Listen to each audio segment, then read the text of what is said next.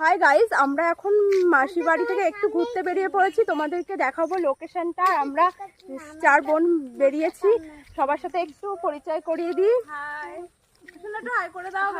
আর এই যে আমাদের সবথেকে কিউট ছোট্ট বুনু, যার কালকে বার্থডে ছিল।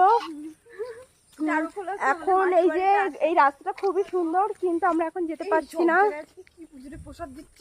আজকে একটু পুজো আছে, তাই সবাই দেখছি একটু খিচুড়ি খাওয়া হচ্ছে।